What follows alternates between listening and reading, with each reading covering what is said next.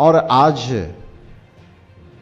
हमारा वोटर अधिकार यात्रा का क्षणिक विराम का दिन था और आदरणीय राजीव गांधी जी का जन्म उत्सव भी था। तो इसलिए मैंने यात्रा के बीच आपके बीच कुछ संवाद के लिए बुलाया और वो संवाद ये है कि देश के प्रधानमंत्री का आगमन बोध गया में अवस्थित मगध यूनिवर्सिटी के कार्यक्रमों के में वो भाग लेना उनका सुनिश्चित हुआ है और ये हमेशा बिहार के तरफ शुरुआती दौर में इनका चुनावी वर्ष में ऐसे तो कहने को ये सरकारी कार्यक्रम है, लेकिन सरकारी कार्यक्रम कह देने से आपको पता है कि वो खर्चा पार्टी पॉलिटिकल पार्टी पर नहीं होती।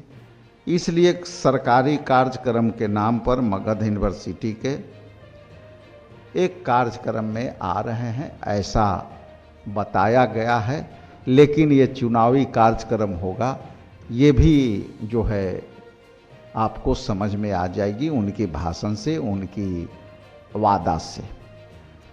जो वादे आएंगे सरकारी मंच होगा, लेकिन जो जुमला फेंके जाएंगे वो चुनावी होगा।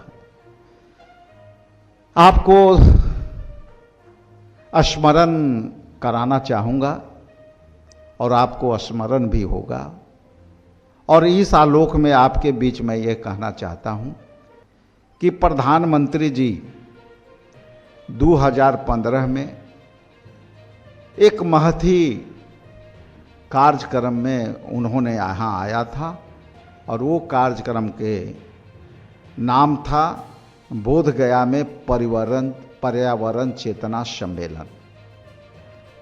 और वो इसलिए मैं 2015 की बातें कर रहा हूँ, वो आगे आपके बीच रिलेट हो जाएगा कि हम क्या कहना चाहते हैं। तो बोध गया में 2015 में बोध गया पर्यावरण चेतना सम्मेलन में जब वो आए थे तो उन्होंने कहा था कि बोध गया के विश्व के आध्यात्मिक राजधानी बनाएंगे। और बोध गया में जब वो आ रहे हैं तो Bihar Pradesh Congress committee, all India Congress committee ये जानना चाहेगी कि जब 2015 में आया था और आपने घोषणा किया था कि बोध गया का विश्व के आध्यात्मिक राजधानी बनाएंगे, तो क्या वो राजधानी बनी? और यदि बनी तो उसके बारे में हम अपेक्षा रखते हैं कि ये अपेक्षा जो आपने घोषणा की थी वो जनता के बीच आप रखेंगे। दूसरा कि जब आप 2015 में पर्यावरण की बात कह के गए और आप जैसा कि जानते हैं कि नालंदा डिस्ट्रिक्ट में बोध गया और हमारा नालंदा यूनिवर्सिटी हमारा ऐतिहासिक धरोहर रहा है और उस ऐतिहासिक धरोहरों में जब अध्यात्म का जगह जहाँ बट वृक्ष की बड़ी महत्ता है, जहाँ भगवान बुद्ध ने वहाँ ज्ञान प्राप्त की थी और उस समय के यदि ज्ञान प्राप्त करने के लिए भगवान बुद्ध ने बोध गया के धरती को चुना होगा, तो बिल्कुल उस जमाने में पर्यावरण के अनुकूल, पर्यावरण के वातावरण में और उस समय जंगल और झाड़ी और पहाड़ियों के बीच यदि कोई उपयुक्त जगह रहा होगा, तभी भगवान बुद्ध ने वहाँ ज्ञान की प्राप्ति के लिए जो है स्थान चुनी होगी। और वो स्थान आज यहाँ पे सैकड़ों साल पुरानी जो है वहां के विकास के नाम पर पेड़े काटी जा रही है, और उसकी जो मूल्य में पर्यावरण छुपा हुआ था, और उसके मूल्य में जब आपने कहा था कि हम बोध गया को विश्व की आध्यात्मिक राजधानी बनाएगी, तो ये कैसे संभव हो सकता है कि आप सैकड़ों साल पुरानी पेड़ों को काट के आप धराशायी कर दें और वहाँ कंक्रीट और बालू के भवनों बना करके आप पर्यावरण को ख़त्म करने का काम किया है। तो ये भी एक अपने आप में बड़ा सवाल है, और हम सभी यहाँ से अपेक्षा करते हैं कि इस विषय पर भी आदरणीय प्रधानमंत्री का कुछ बातें आना चाहिए, जो आपके माध्यम से हम सवाल दे रहे हैं। यहाँ विगत कुछ ही वर्षों में 50 सभाएं सरकारी गैर सरकारी आदरणीय प्रधानमंत्री जी का हुआ, लेकिन हमें मिला क्या? समझने वाली ये बात है, हमें बिहार के लिए मिला क्या? और ना यहाँ रोजगार मिला, ना आप पिछले दौरे में जब आए सीमांचल क्षेत्र के इलाके में, तो आपने फैक्ट्रियों में जो वादे किए थे, चीनी मिल खुलवाने की आपने वादा किया था, आपने बेहतर जल प्रबंधन से बाढ़ को रोकने का वादा किया था, आपने जो है बिहार के बाढ़ के विभीषिका से निपटारे के लिए आपने एक बड़ी परियोजना की घोषणा किया था, जो हमारे सीमा क्षेत्र से लगने वाली नेपाल से आपने वादा किया था कि आने वाला समय में हम बेहतर जल प्रबंधन कर करके और हम बिहार को बाढ़ से मुक्ति दिलाएंगे।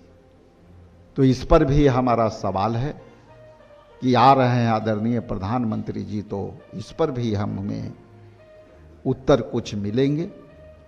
और बताते चलूं कि जब भी बिहार में जब दौरा होता है, तो हर बार यहाँ की जनता की अपेक्षा होती है कि बड़ी बड़ी घोषणा होगी, लेकिन घोषणा जुमला के रूप में परिवर्तित हो जाती है। इसलिए हमें मिला क्या? बिहार को मिला क्या? बिहार को हम जो है 70,000 करोड़ रुपया का घोटाला हुआ, बिहार को आज ये मिला।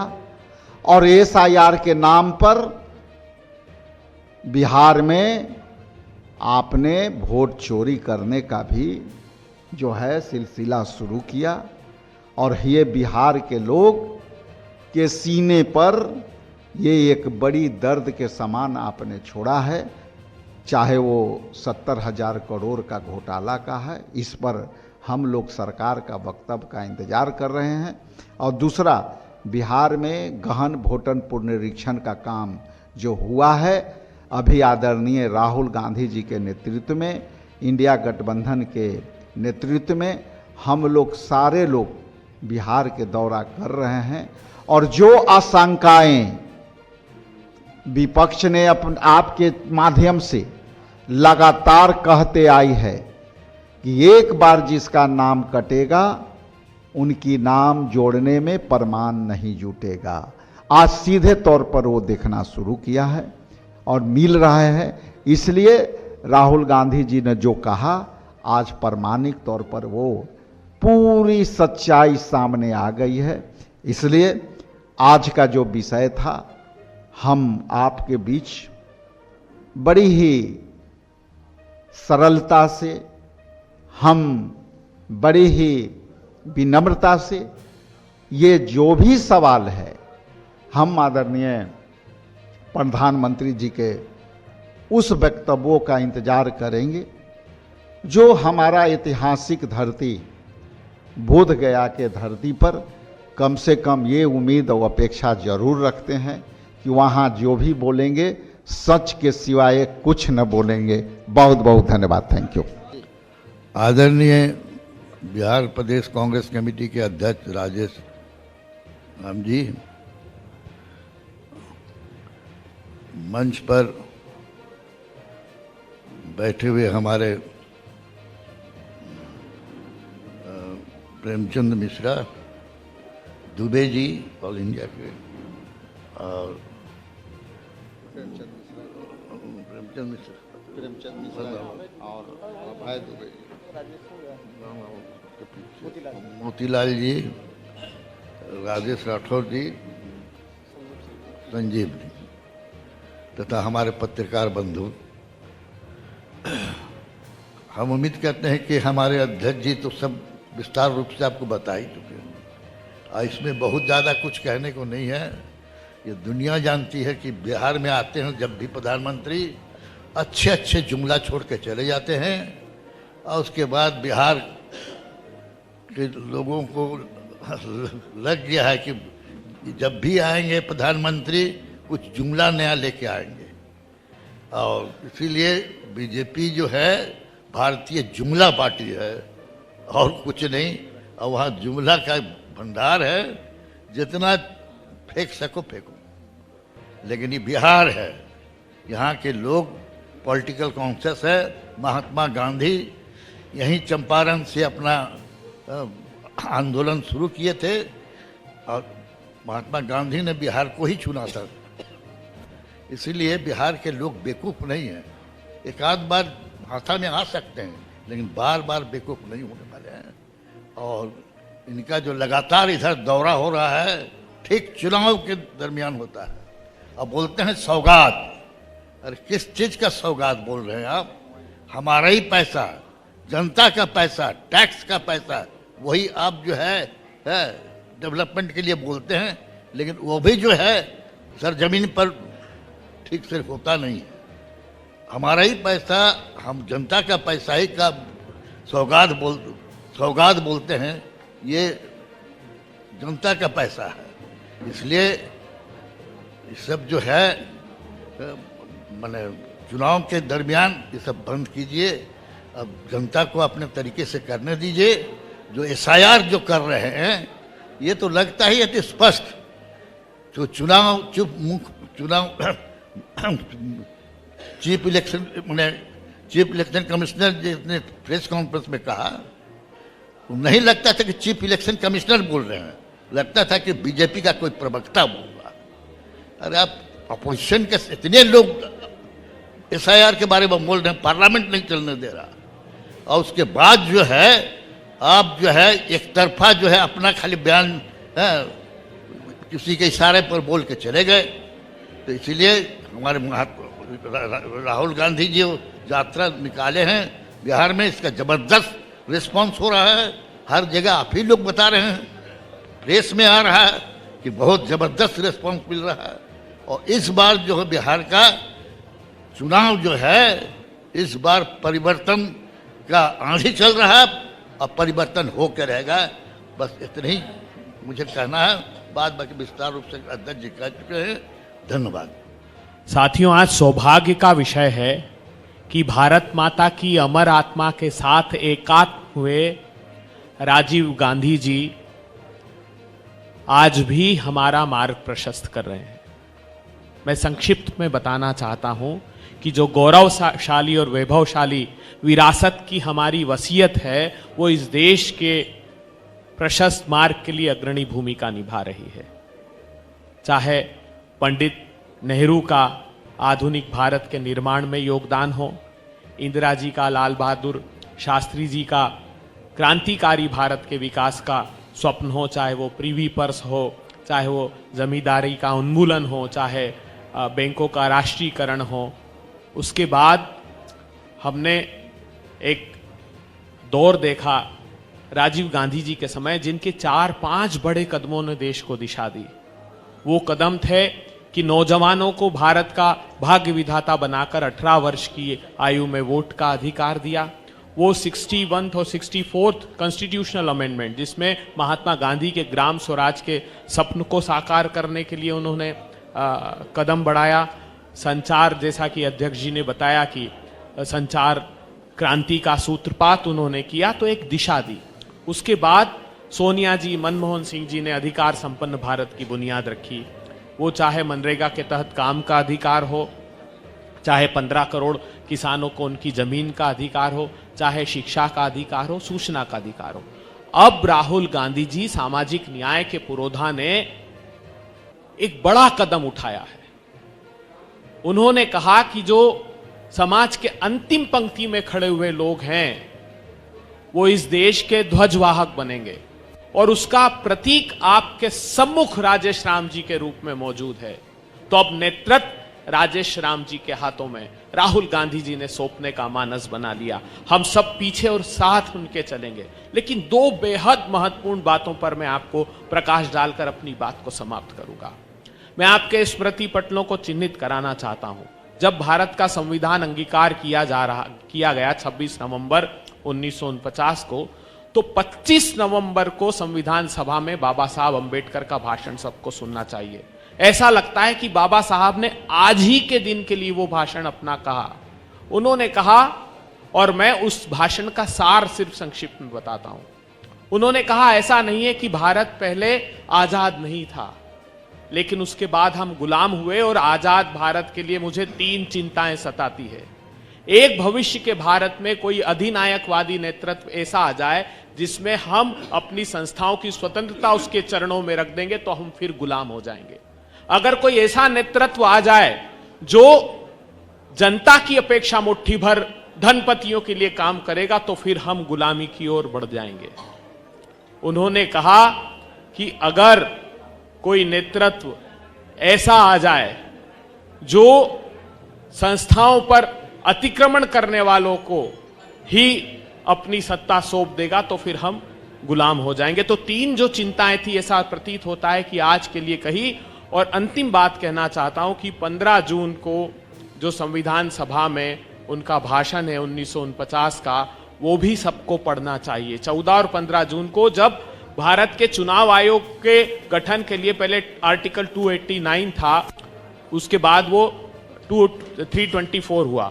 उसमें उन्होंने कहा कि आज के संविधान में ऐसा कोई प्रावधान नहीं है कि भविष्य के भारत में कोई चुनाव आयुक्त या चुनाव की प्रक्रिया देखने वाले धूर्त और मूर्ख न बन जाएं। इसलिए मैं चाहता हूं कि विधायी स्वतंत्रता के लिए, उसकी कार्यपालिका से मुक्ति के लिए हम कड़े प्रावधान करें। और आज भारतीय जनता पार्टी की सरकार ने, नरेंद्र मोदी जी ने फिर उनकी चिंताओं को के हूबहू वही काम किया है। सर्वोच्च अदालत के न्यायाधीश को उस नियुक्ति से हटाकर ऐसे चुनाव आयोगों को नियुक्त करना प्रारंभ किया जो भारतीय जनता पार्टी के एजेंडे पर काम कर रहे हैं। ये बहुत दुखद है। और राहुल गांधी जी, जो हम बिहार में राजेश राम जी के नेतृत्व में वोट अधिकार यात्रा निकाल रहे हैं, हमें पूरी उम्मीद है कि बिहार की जनता, जिनको ये कह दिया 8 करोड़ लोगों को कि इस देश के नागरिक ही नहीं हो, तुम जब तक फॉर्म भरकर हस्ताक्षर नहीं करोगे तब तक तुमको इस बिहार का नागरिक, इस देश का नागरिक नहीं मानेंगे। ये दुर्भाग्यपूर्ण है। बिहार ने कभी हार नहीं मानी। बिहार माकूल इसका जवाब देगा, राजेश राम जी के नेतृत्व में देगा, हम आश्वस्त हैं। राहुल गांधी जी के नेतृत्व में देगा, हम आश्वस्त हैं पूरी।